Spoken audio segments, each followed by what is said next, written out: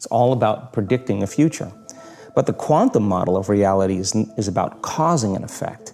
The moment you start feeling abundant and worthy, you are generating wealth. The moment you're empowered and feel it, you're beginning to step towards your success. The moment you start feeling whole, your healing begins. And when you love yourself and you love all of life, you'll create an equal. And now you're causing an effect. And I think that's the difference between living as a victim in your world, saying, I am this way because of this person or that thing or this experience. They made me think and feel this way. When you switch that around, you become a creator of your world, and you start saying, my thinking and my feeling is changing an outcome in my life. And now that's a whole different game, and we start believing more that we're creators of reality. And if you wake up in the morning and you're not being defined by a vision in the future, as you see the same people and you go to the same places and you do the exact same thing at the exact same time, it's no longer that your personality is creating your personal reality. Now your personal reality is affecting or creating your personality. Your environment is really controlling how you think and feel unconsciously, because every person, everything, every place, every experience has a neurological network in your brain. Every experience that you have with every person produces an emotion. So some people will use their boss to reaffirm their addiction to judgment. They'll use their enemy to reaffirm their addiction to hatred. They'll use their friends to reaffirm their addiction to suffering. So now they need the outer world to feel something. To change then is to be greater than your environment, to be greater than the conditions in your world. And the environment is that seductive. And I believe that when I invest in myself, I invest in my future. The hardest part about change is not making the same choice as you did the day before.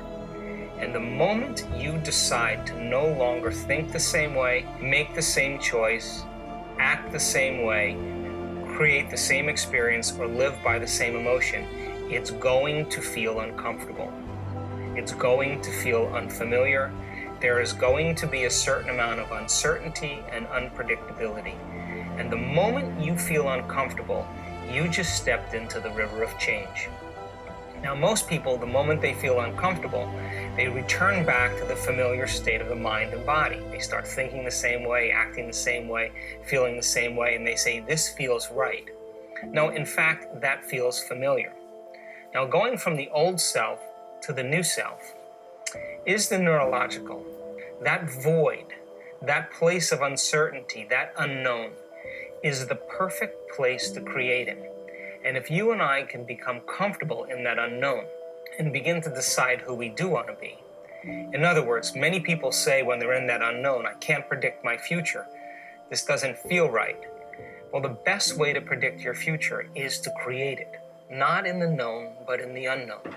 And if you were to close your eyes and begin to think about how you are going to act, the mere act of mentally rehearsing who you're going to be begins to install the neurological circuits in your brain to look like the experience has already occurred. We're living in such an amazing time right now. I mean, if you are not being challenged in some way in your life, you're not alive.